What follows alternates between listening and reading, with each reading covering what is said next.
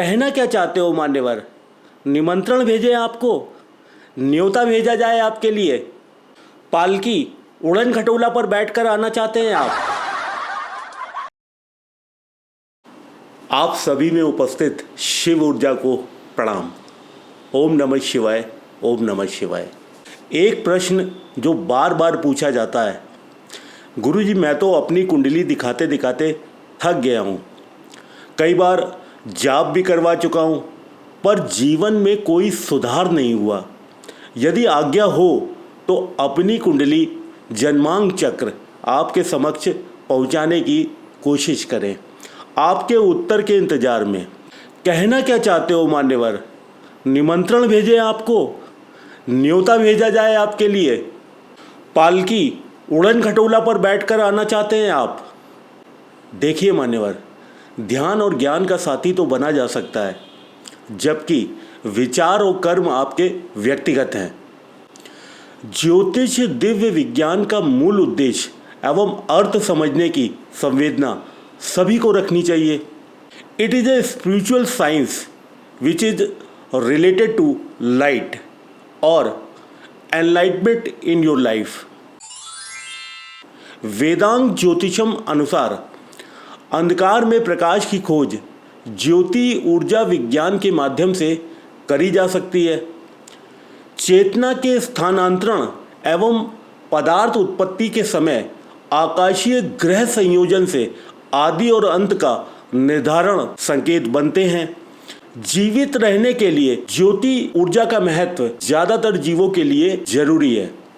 मानव योनि में 10 इंद्रियां एवं बुद्धि तत्व के माध्यम से सभी जिंदा रहते हुए प्रकाश तत्व, जो कि उनके स्वयं के द्वारा परिभाषित होता है, को ही उन्नति, सुख, समृद्धि एवं शांति के रूप में पाने हेतु प्रयासरत रहते हैं।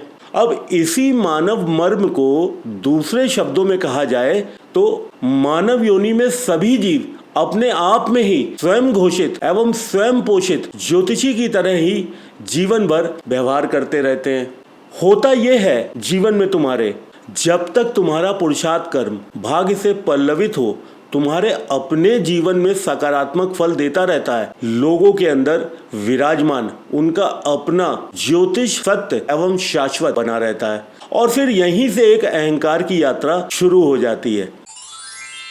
आगे ऐसी बुद्धि बाकी अन्य सभी प्रकार की ज्योतिष परिभाषा, जो कि अन्य विद्वान जनों के द्वारा चीख चीख कर समय समय पर बारंबार तुम्हें बताई जा रही हैं, कहीं जाने अनजाने वश तुम्हारे ही द्वारा तुच्छ एवं हीन घोषित होने लगती हैं। फिर समय का चक्र, जो कि ग्रह गति और ग्रह दशा पर आधारित है, जब बदलता है तब पुनः अंधकार का जीवन में आगमन होता है।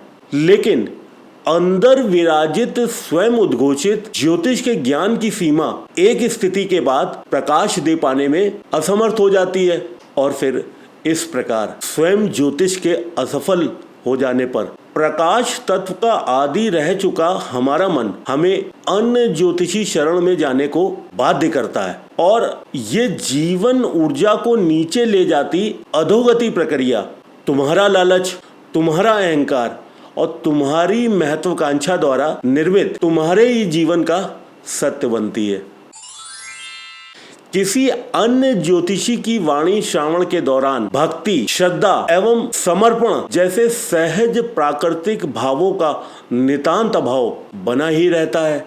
इनफैक्ट लोग दिखाते हैं, दिखावा करने से नहीं चूकते, अभिनय करते हैं कि मार्गदर्शन चाहिए, मार्गदर्शन लेते भी हैं, लेकिन मार्गदर्शन मानते नहीं, और फिर इसी मनोदशा के लोग जीवन पर्यंत कहते फिरते देखे जा सकते हैं कि बहुत ज्योतिष से मिला, उन्होंने समझाया भी, मैंने समझ भी लिया, किंतु मेरे जीवन में सुधार नहीं आया।